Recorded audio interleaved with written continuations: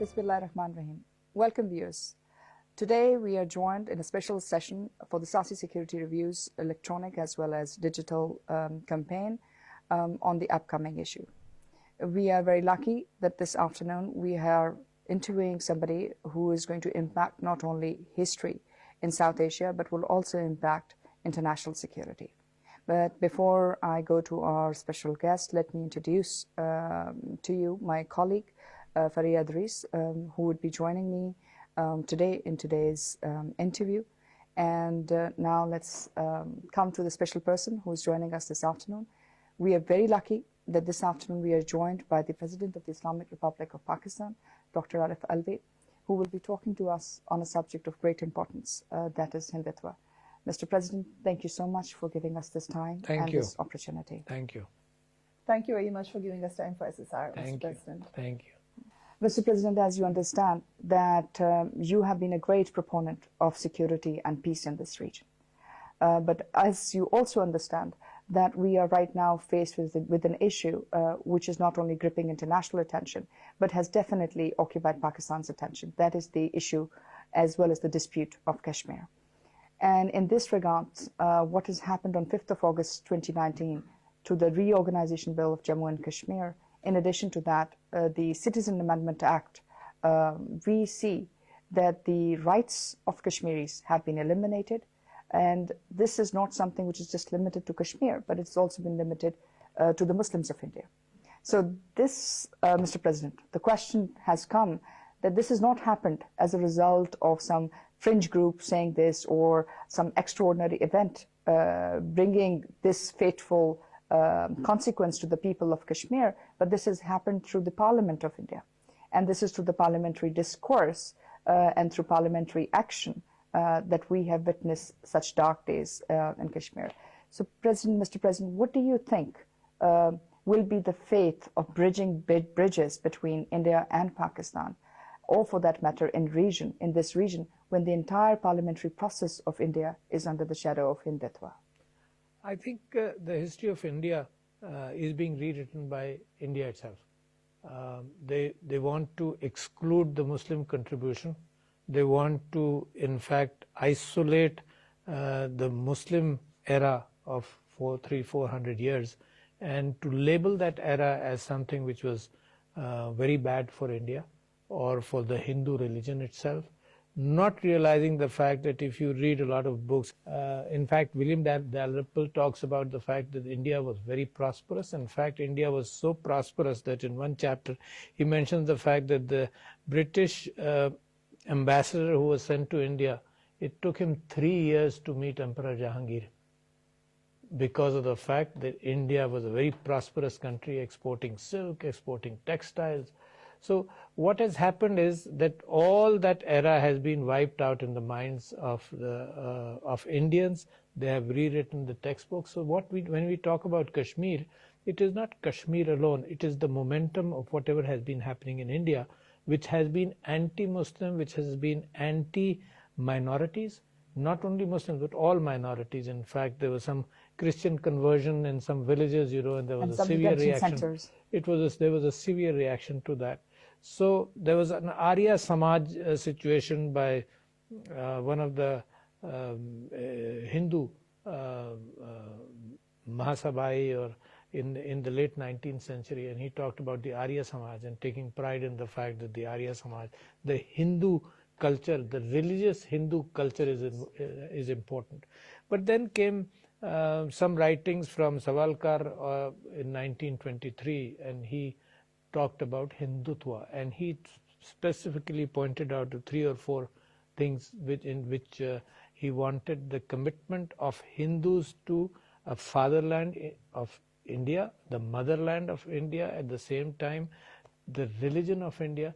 So from there the Hindutva momentum starts, and then different people led this in different manner, but ultimately the RSS, which came into being, in fact, in 2 or 3 years later after Savarkar, the RSS had very important members. In fact, once in the year 2000, they had about 1 million members, and Advani was a member, Modi was a member, You can pick up the big names of Indian politics today who are members of the RSS. RSS was a violent organization, and the founders of RSS were those like Govalkar and those who appreciated Hitler's role rather than depreciated Hitler's role, and they thought that kind of a reaction, as far as nationalism is concerned, should be invigorated in India.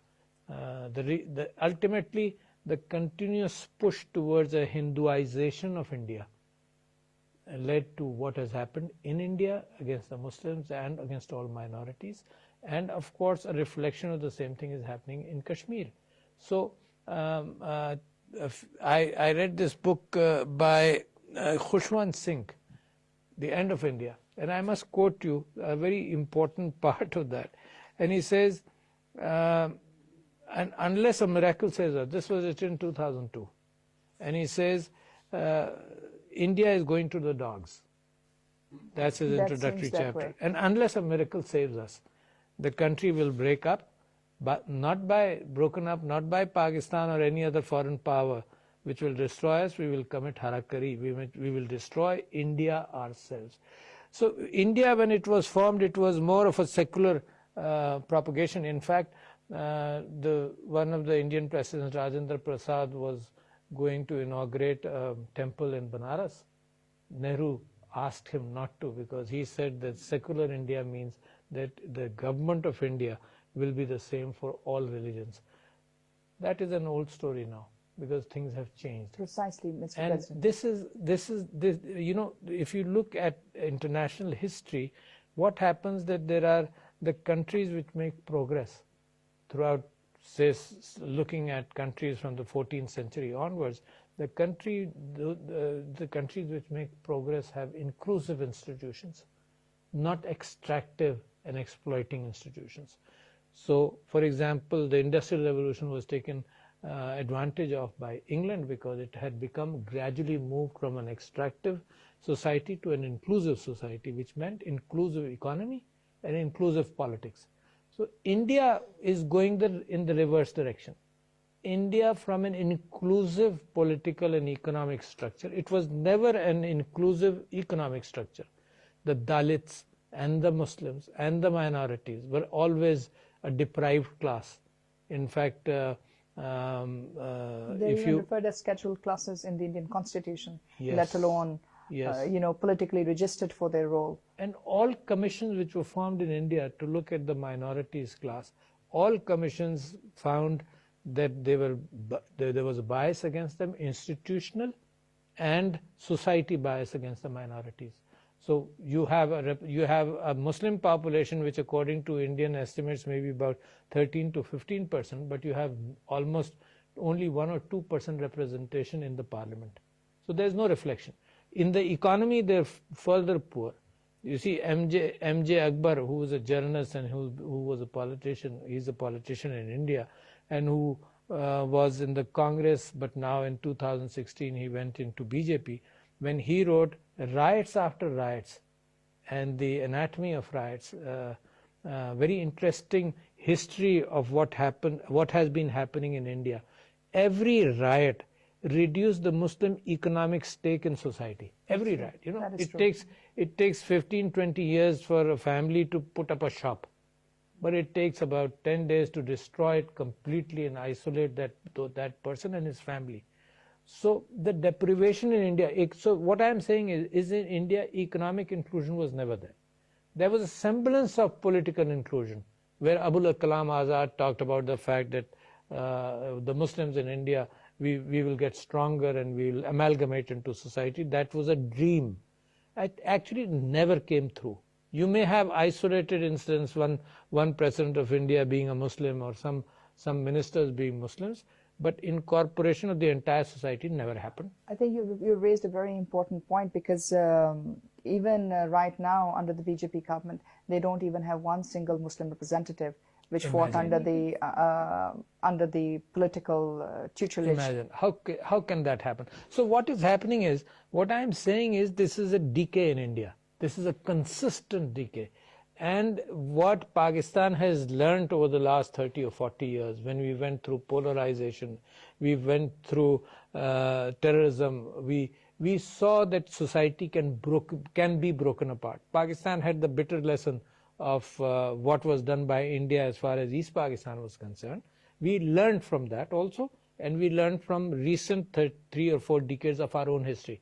India, what pitfalls we've come through, India is falling into the same.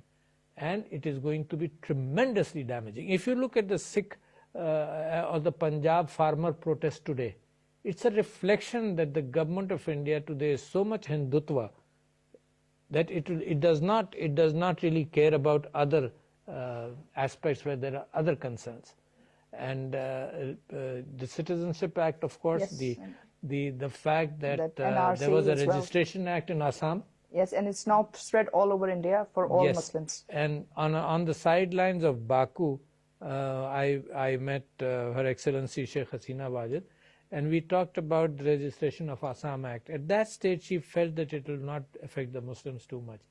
But actually it did finally. After the CAA. Yes, and it affects the Bengali Muslims much more than any other Muslim, the registration of Assam Act. So all these efforts, you see, if the lead towards genocide, or when you isolate populations and then you go to genocide, happens through these measures where in society they're criminalized, they're isolated, their living is limited to certain areas.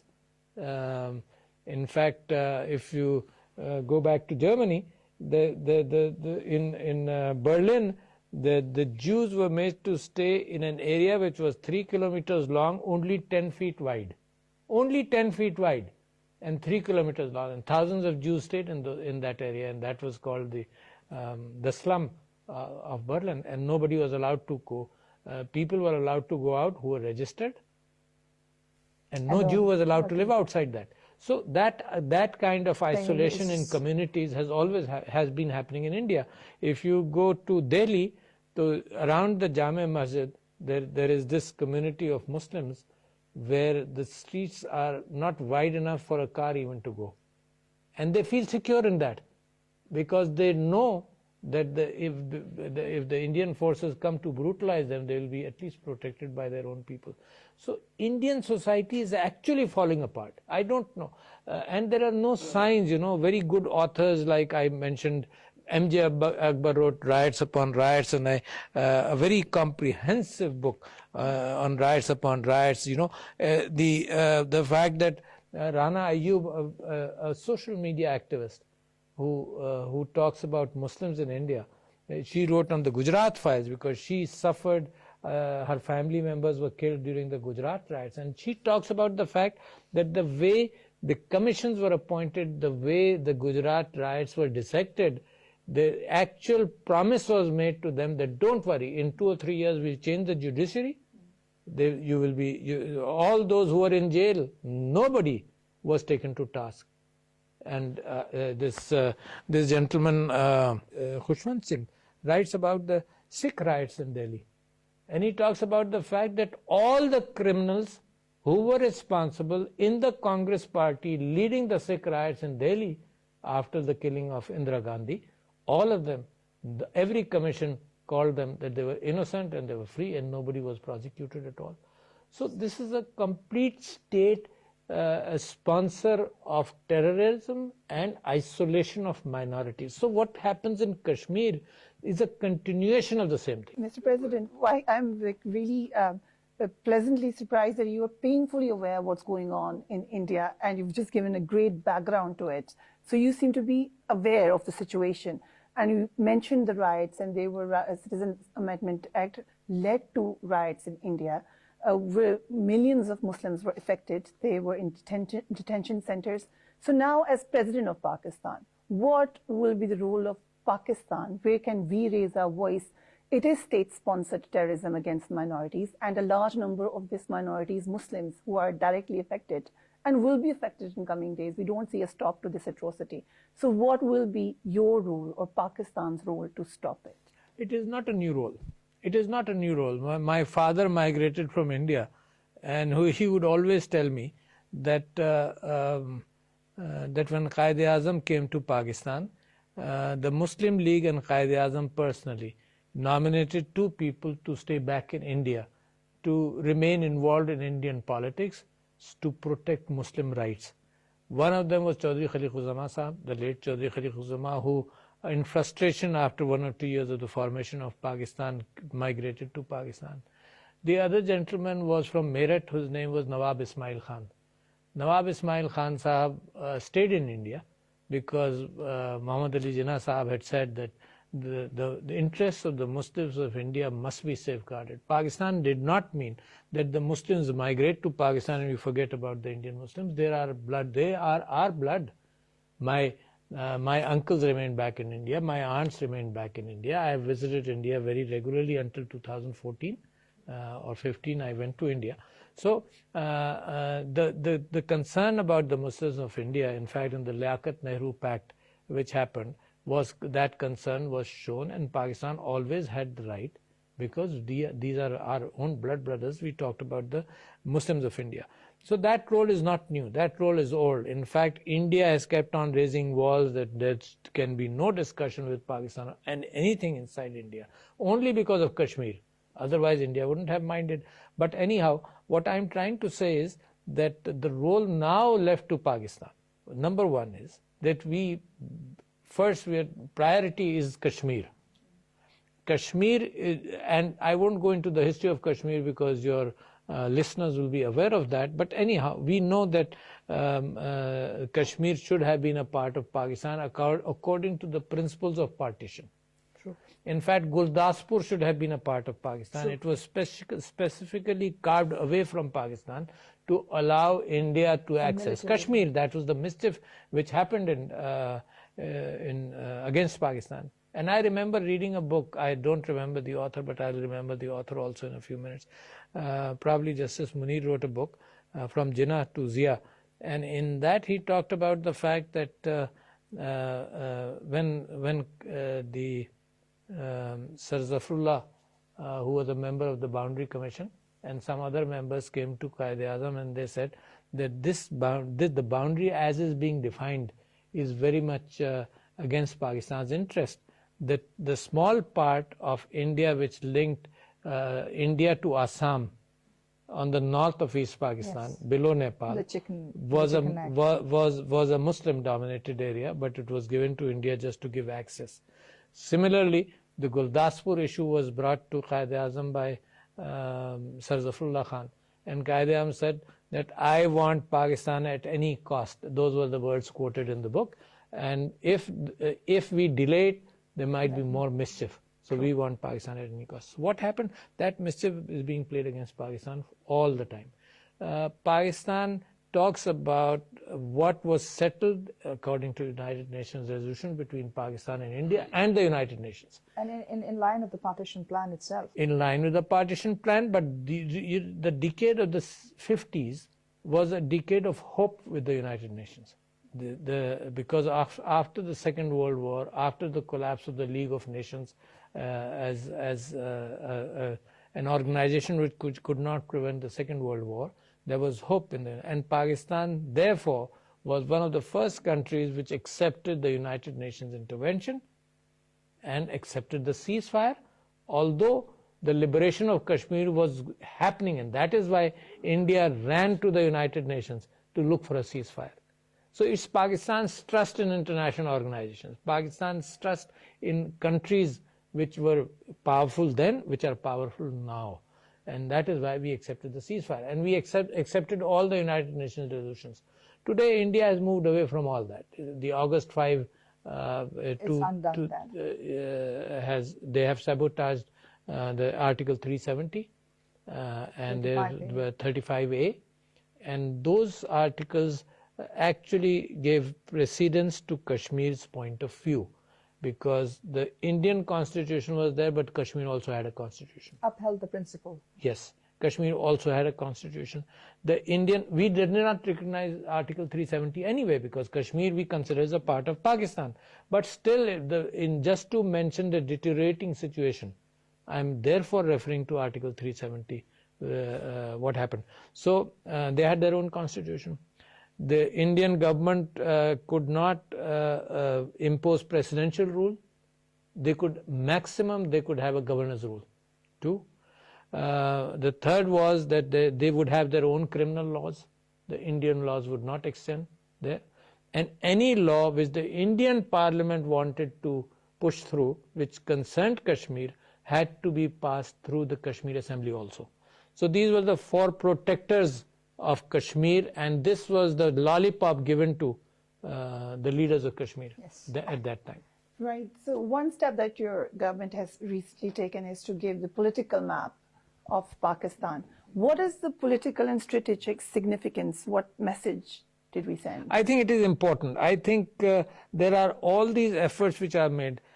Please keep in mind the people of Kashmir, the atrocities, the brutalities they're going through. You know, a population of 8 million or 9 million having 900,000 Indian troops there. So that is something which says a lot about the brutal subjugation of the Kashmiri people. It has continued, and when they abrogated 370A in its application to Kashmir and 370 and 35A, the Modi government made a statement that it is according to the wishes of the Kashmiri people, and you see change will happen. Even today, the curfew, or the remnants of the curfew, the remnants of isolation continue. It's only the social media. So Pakistan's stance, you're asking about what Pakistan should do.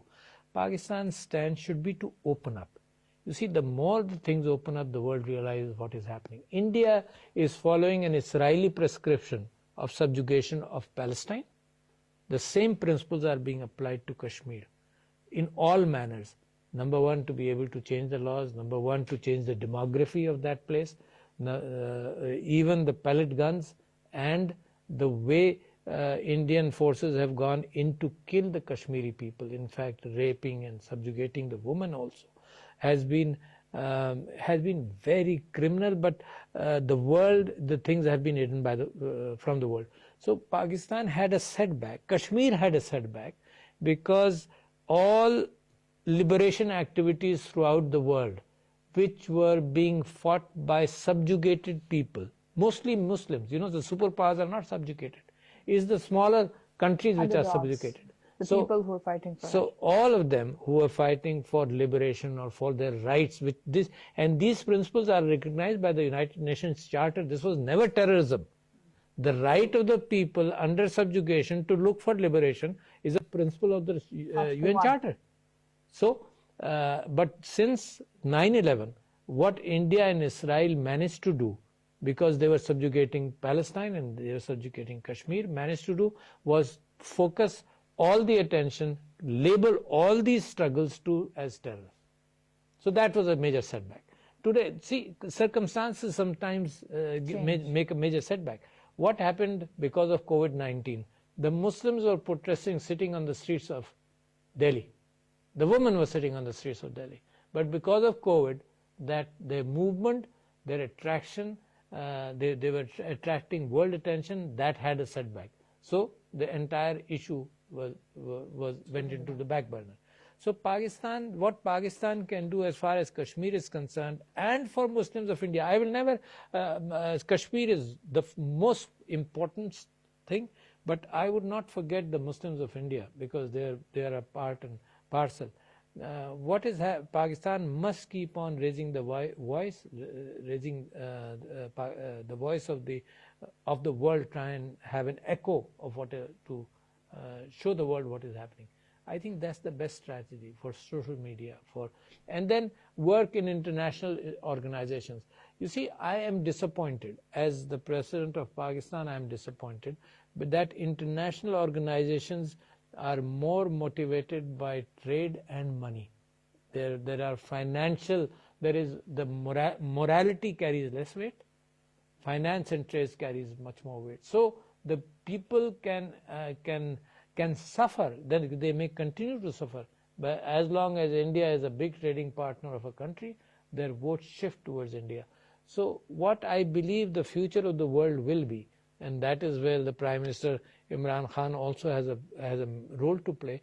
When the Muslims, what we call in Urdu nishat-e-saniya, when there will be a resurgence of Muslims, I hope that international cooperation would be related more to moralities, more to human rights issues, more to people rather than just money and finance. Mr. President, I think you've raised very important questions because it does put into question, the focus of the liberal world in terms of what principles it will uphold as we see these transformations occur.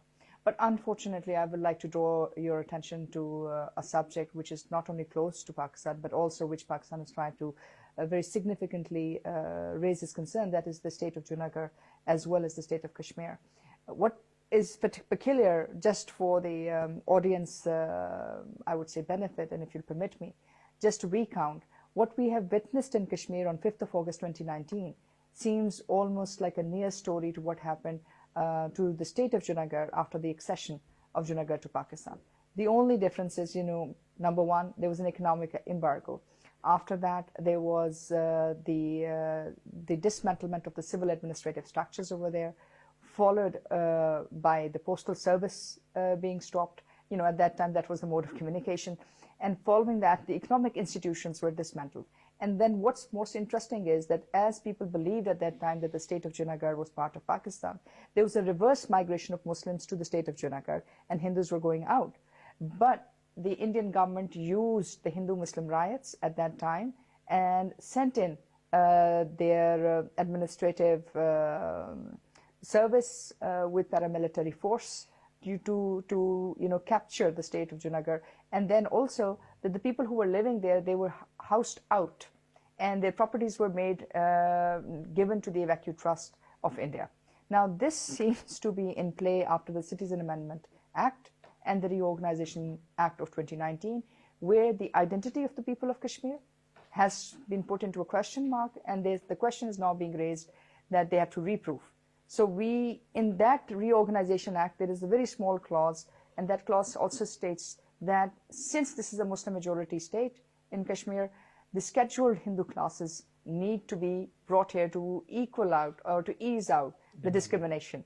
So we fear, and there is international concern by international bodies which are looking at Kashmir, that if there is the preset of Hindu-Muslim riots which are seen in Kashmir, and they are used to re-engineer a solution in Kashmir, what do you think will be Pakistan's response? I think this is happening already. What is happening already, according to the Article 370 and 35A, people of outside of Jammu and Kashmir could not buy land and property in Kashmir. That was one protection, not to allow change of democracy. And that was, again, like I said, the lollipop given to Sheikh Abdullah. The other thing was that the Kashmiris were given citizenship rights of India, but the residency rights of Kashmir depended on the Kashmir government. So that was the second protection. All these protections have been done away with, yes, and with the intent to bring a demographic change, and to say that the increase in the number of Hindus will result in more emancipation or more trade has not happened in India as far as the Muslim minorities are concerned. Has not happened.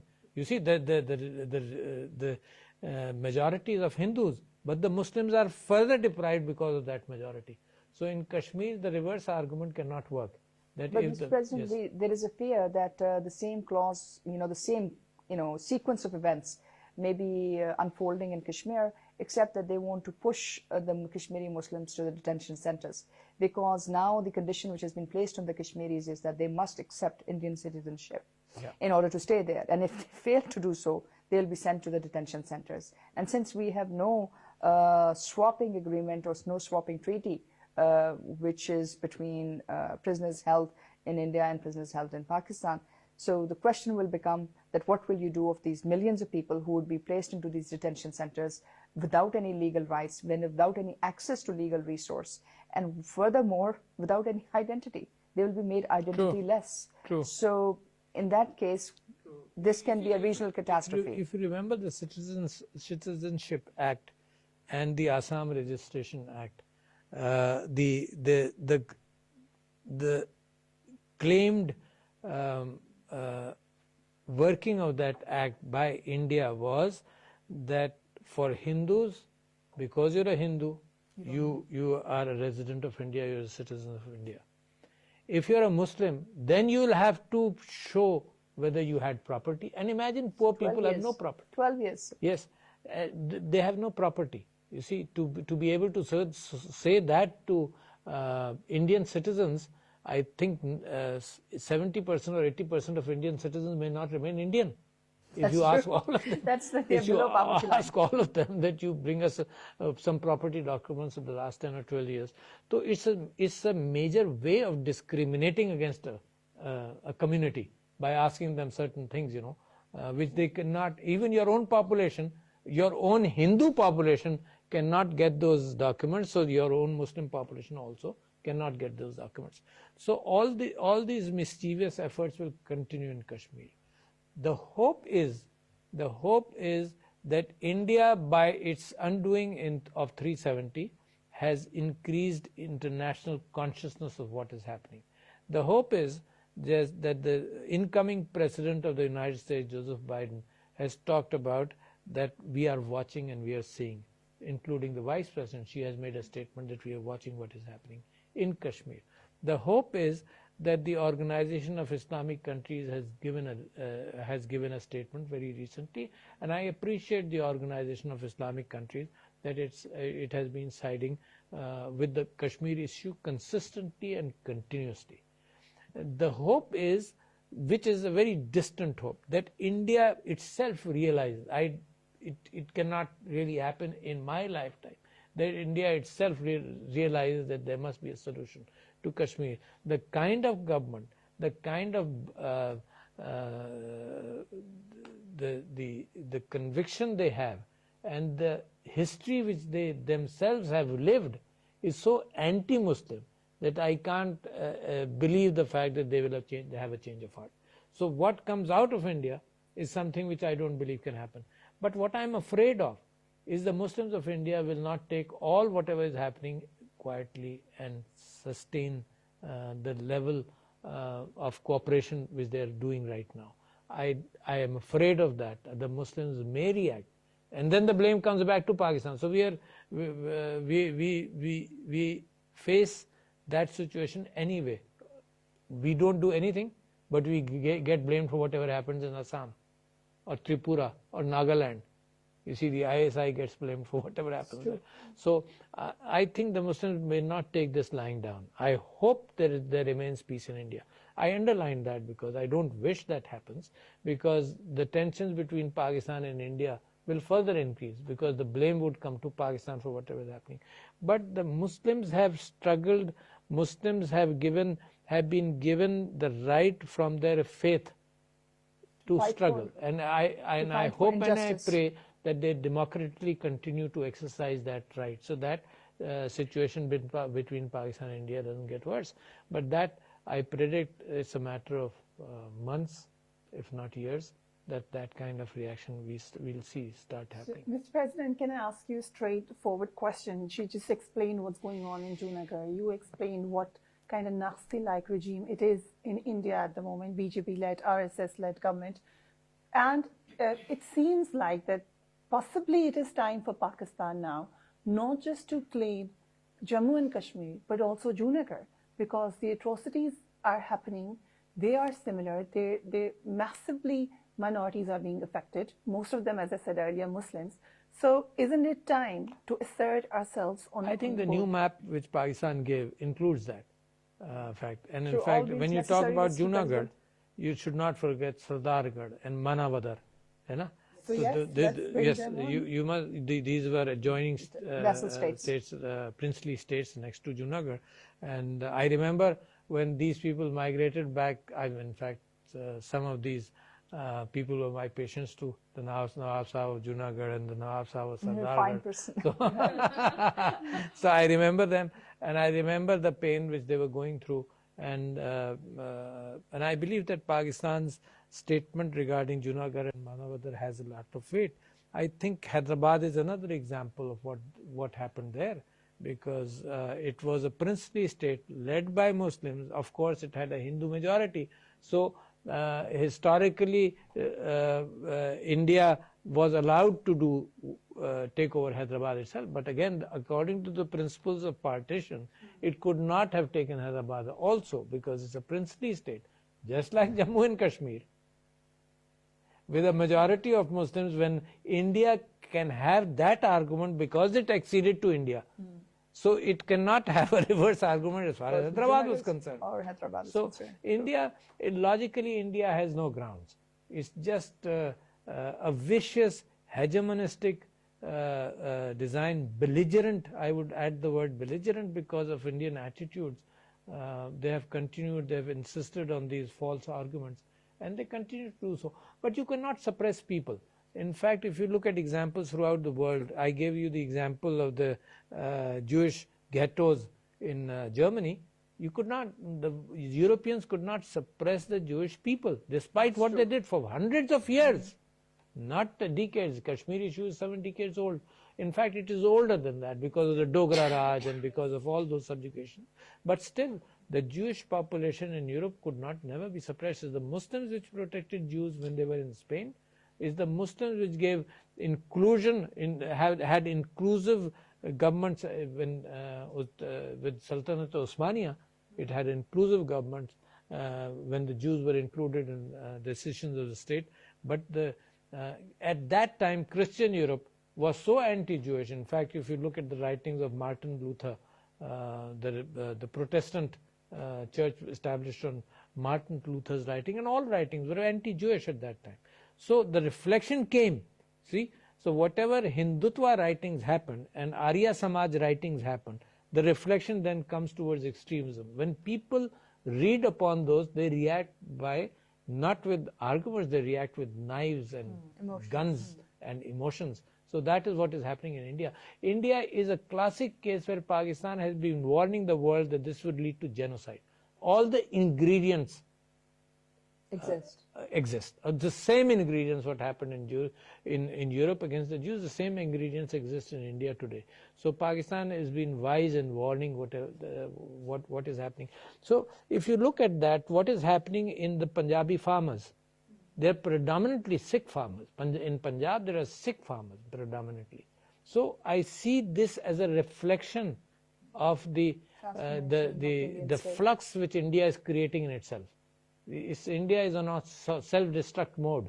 Like Khushwant Singh says that India will destroy itself if it doesn't look back. Arundhati Roy has been writing about Kashmir also. She has been very clear in her understanding, and she has made statements on when she came back from Kashmir. She made clear statements that Kashmir is not a part of India anymore, but a power which wants to be a superpower cannot become a superpower when it creates chaos within its own ranks. That's true. Mr. President, that leads to something very important which you said, and that was the faith in the international system and the faith in the United Nations. As we know that unfortunately Kashmir seems to be one of the long-standing issues on the United Nations Security Council agenda. That said, we see no progressive movement on that issue, despite the fact that in February 2019, we saw escalation, not only in the conflict dynamics, but we also saw a real possibility of war. Now, this is something which is happening on the international border, that's something happening on the line of control, and the excesses remain to be a live phenomena which the two countries are facing.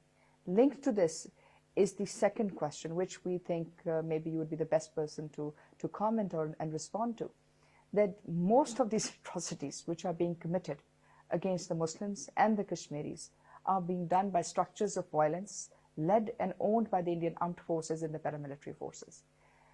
While the United Nations doesn't seem to be moving, but we do have certain other international organizations such as the International Criminal Court. Do you think it is time right now for Pakistan to maybe raise its voice and maybe raise this issue in the International Criminal Court in terms of the crimes against humanity which are being committed against the people of Kashmir, considering that the Azad Jammu and Kashmir is also, a direct purview of your office? I think that that's a possibility where our legal minds will have to sit together and look at the possibility, because we don't want something which we start and the acceptability of that may be challenged by the international court itself, criminal court itself. But that's a possibility which must be looked into, because you have to mobilize every forum where you can raise your voice, and International Criminal Court is one of those forums where a voice can be raised as far as the human rights issue in Kashmir is concerned. I think it's a possibility that has to be looked into. But I very strongly believe that Pakistan's own economic prosperity is linked with the fact that there has to be peace. Pakistan's economic prosperity is related to the fact that there is peace in Afghanistan. And in the world, the way it exists, as we stand on our own feet, our voice in the world will get bigger and stronger. So while we are looking at India, while we are looking at Kashmir, we must understand that our defenses are strong, our economy is strong. Looking at defenses, what is happening right now? India has created a confrontation with China in Ladakh and Leh on Leh issues.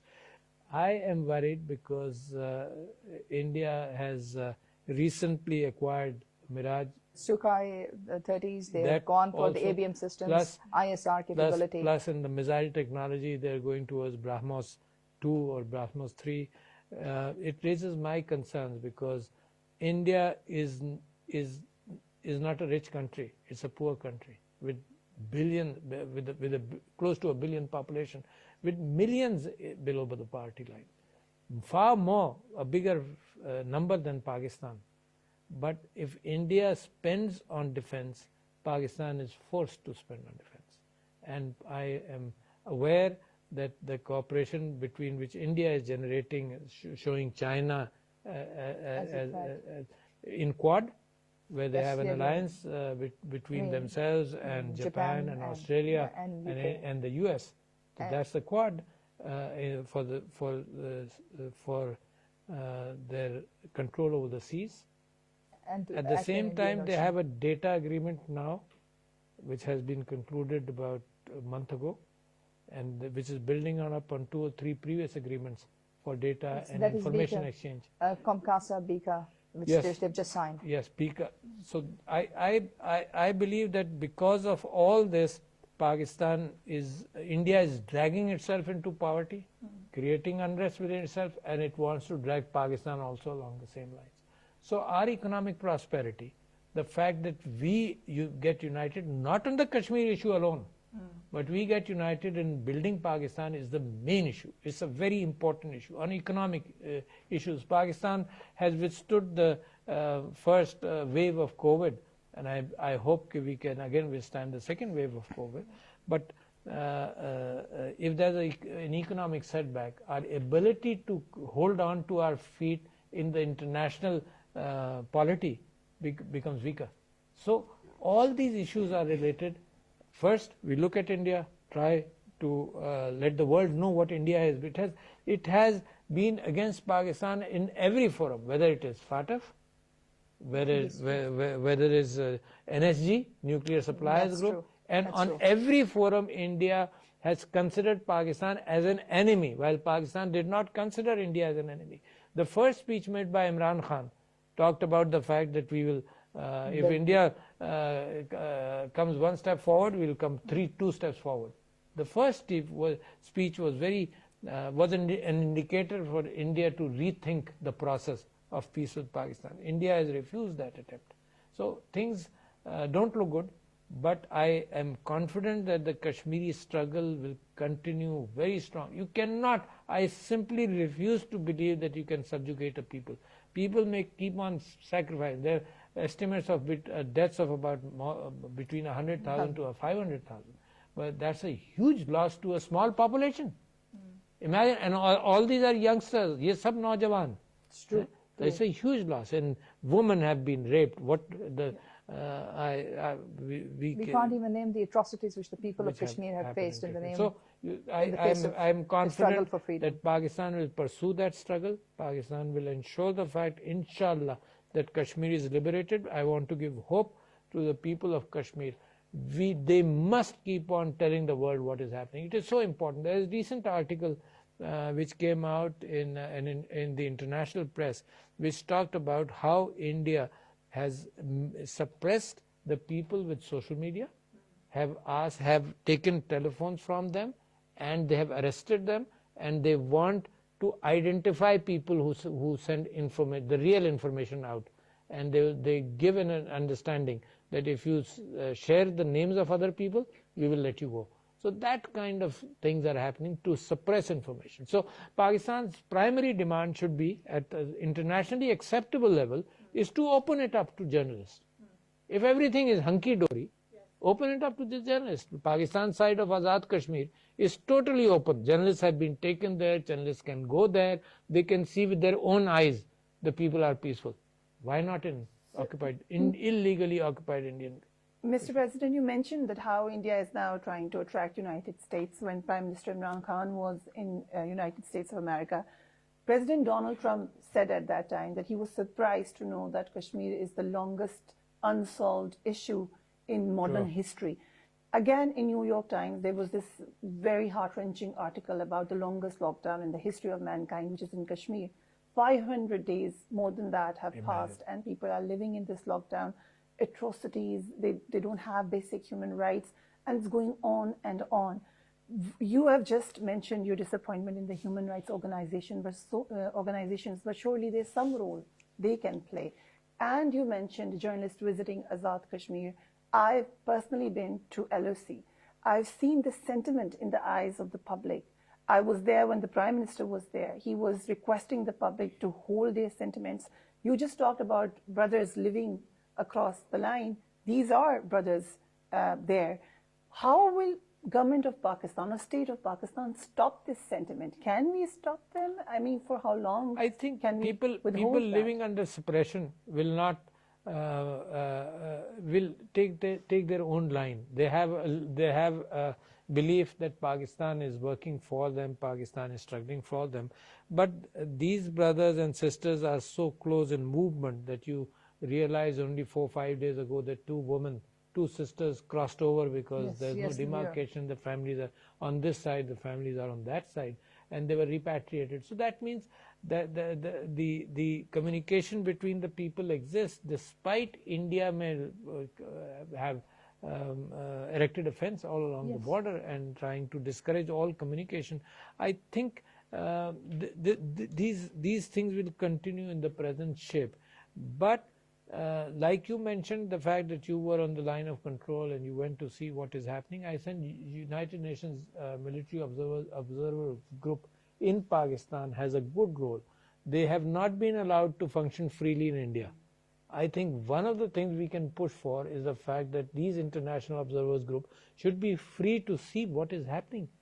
And this is a very valid argument that if everything is fine and it's almost 1.5 years down the road after 370, let the people see, let the world see that people are so happy with you that they want to become a part of India. Mr. President, one very important question which is linked is the role of the Indian Supreme Court. We have seen that the Indian Supreme Court has taken a decision which has shocked the international legal community. That is the destruction, ordering and enabling the destruction of the Babri Mosque. And this is based on not sufficient legal evidence worldwide. It's based on frenzy, religious frenzy and dogma. Now, in this situation, the real question here is that there's more than 1,500 or 2,000 years plus Muslim history in India. And the advent of Muslims has, transmitted itself in different structures, different international heritage sites.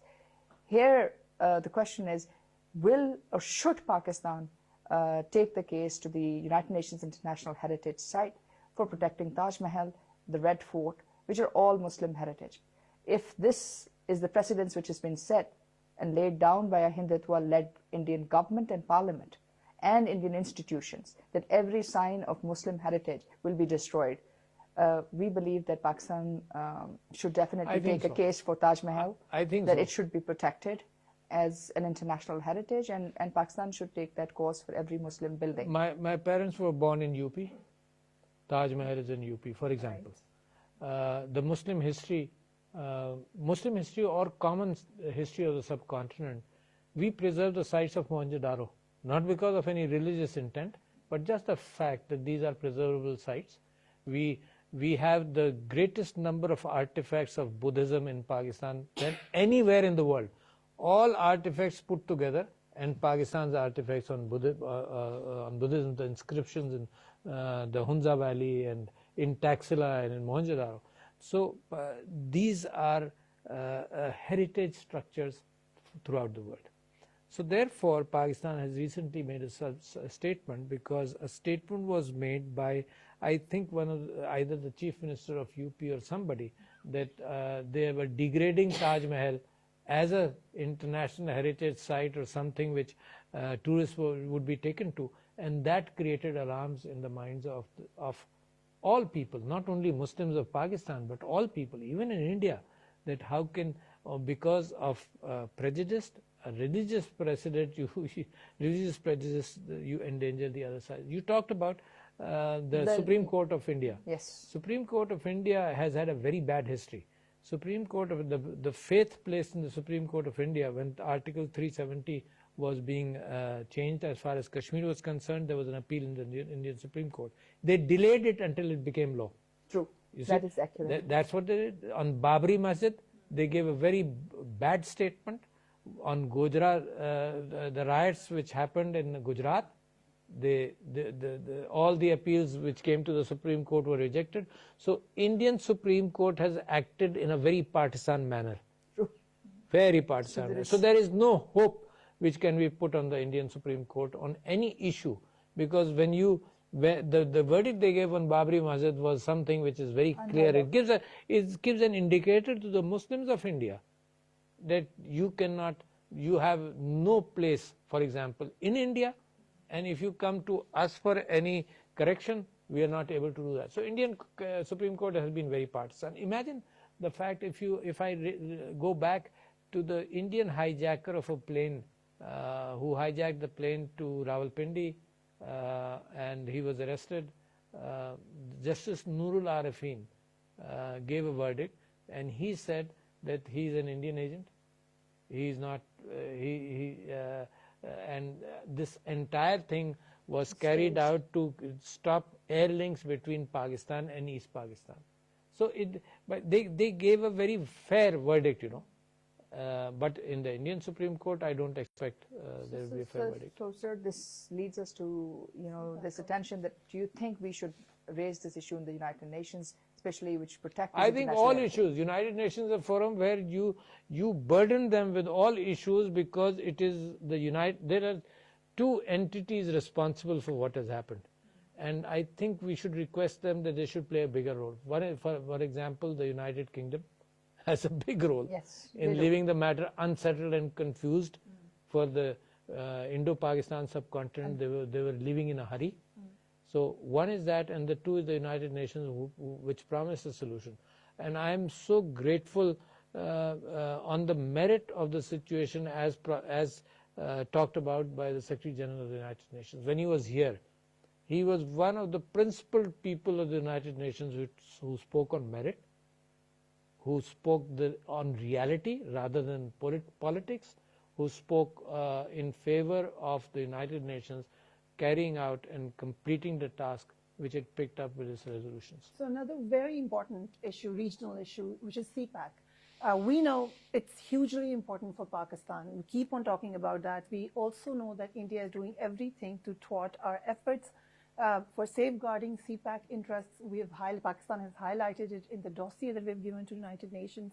But will all these developments that are happening regarding CPAC, will that result in a rethink or change in our foreign policy, not just vis-a-vis India, but vis-a-vis all those factors and elements that are aiding and helping the Modi government? I think the new Pakistan, we've been talking about a strategically located Pakistan. We should also be talking about Pakistan as a new hub of economy, a strategic new hub of economy with links to Central Asian states, with links to China, providing the shortest route to China with the Indian Ocean providing the shortest route to all Central Asian states, including Afghanistan. So Pakistan is becoming an economic hub. Part of that economic hub is the CPEC route. Although it is a China-Pakistan economic corridor, even China and Pakistan both have welcomed international participation in that, international investment in that area. Internationally, it is a CPEC route because it was the Chinese, it has happened with Chinese help. But at the same time, we have talked to the West, we have talked to the United States that there are no concerns, there should be no concerns, because Pakistan has continued a balanced role. Pakistan has historically linked in China to the United States. Pakistan was the first country where China landed its airline. At the same time, the world is looking at China in a different manner. And India, of course, is playing its own role as a spoiler. India is acting as a spoiler in Afghanistan. India is a spoiler, acting as a spoiler in Pakistan-Chinese relationship. India is a spoiler. It wants the USS China to drift apart, because India stands to gain economically to fill up the markets which China will be isolated from. So that strategy is being pursued by India at the cost of international peace, at the cost of international trade. So Pakistan, I think Pakistan will not change its foreign policy, because this foreign policy is a balanced foreign policy. It's not a tilt in any way with anybody. Our friendship is old with China. Our friendship continues, and similarly our friendship with the United States also continues. And we believe in today's world, the Prime Minister, Mr. Imran Khan, the government of Pakistan can play a very unique role in trying to handle the misgivings between the United States and Iran as far as the JCPOA is concerned, and Pakistan, United States and China. Pakistan can play a very good role. And of course, even now, the role of Pakistan as far as the Muslim Ummah and blasphemy is concerned has been very positive. It has tried to show the world that you must understand issues. Today in the world, if the issue of Kashmir, the issue of blasphemy, all these require good communication strategies. The people should know what we feel. The people should know what is happening. That is the victory. More than that of bullets and guns, this is the victory of thoughts and ideas. Well, I think, Mr. President, you've been very eloquent on that, but I'm going to ask you a bit harder question, which of course I think is on the mind of every military mind in this region. That is that international security partners, while they're building up India as a regional security bulldog, they're doing so at the expense of regional security. So the fear of India-Pakistan, China-India war still persists. The question here is, what will it take to actually remove this shadow of war from the region, which can be brought to the Indian government and the people of India, that Hindutva, a right-wing approach towards international security and national politics, is actually pushing the region towards war, and war leaves no favorites. India has been very belligerent with its neighbors also. You pick up any, Nepal, for example, Sri Lanka. In the 90s or 80s, when I was visiting Sri Lanka frequently for tourism, I was told that if you get into a mob of any sort while you're traveling, get out and immediately shout that you are from Pakistan, because if they think you're from India, they will kill you. So that kind of situation actually happened in Sri Lanka after Rajiv Gandhi sent Indian troops into Sri Lanka. You remember that? So India on the Sri Lanka side has had poor relationships. India on the Nepal side has had poor relationships. India with Pakistan has had poor relationships. India had dismembered East Pakistan, so in that area it had poor relationships. Even today, I don't think there's a very good relationship. I'd not like to comment, because we want Pakistan and Bangladesh to improve our relations. But India has been a belligerent neighbor. It has not been comfortable with any of its neighbors. So it is very uncomfortable with China itself. So the road which India wants to travel is not a road to peace. Pakistan has made all overtures, but they were considered as a sign of weakness. When Mr. Imran Khan talked about peace, it was considered in India as a sign of weakness. In fact, Pakistan sent Abhinandan back to India as a gesture of peace, and it was considered, in fact, some of our Pakistani politicians also degraded that issue, but I would not comment on that. But that was a gesture, again, trying for peace. So Pakistan has made all overtures for peace, but India wants to blame for the unrest in Kashmir to Pakistan. It can't get out of that. It does not want to blame itself. It wants to. Pakistan is a scapegoat for everything which has happened. But Kashmir was never theirs. Yeah, never. It was never theirs. It will not be theirs. It was never theirs. Thank you. Mr. President, just before we conclude, we just ask one last question.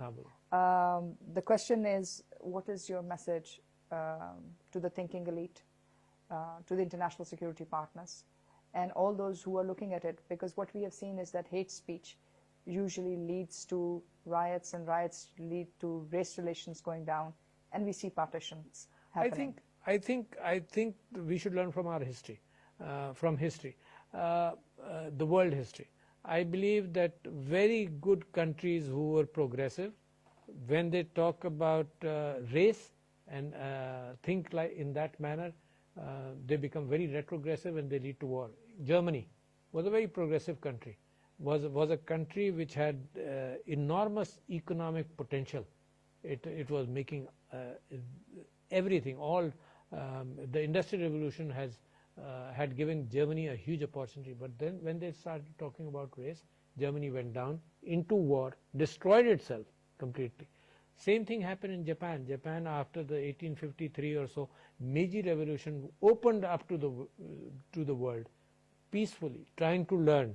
When they started talking about racial hegemony, they became a partner to Germany, and they then were able, they had to go into a shell back. So we have seen progressive economies, secular countries, for example, going back and destroying themselves in that era, in that way. I believe India is also going down that path. It is not good for India.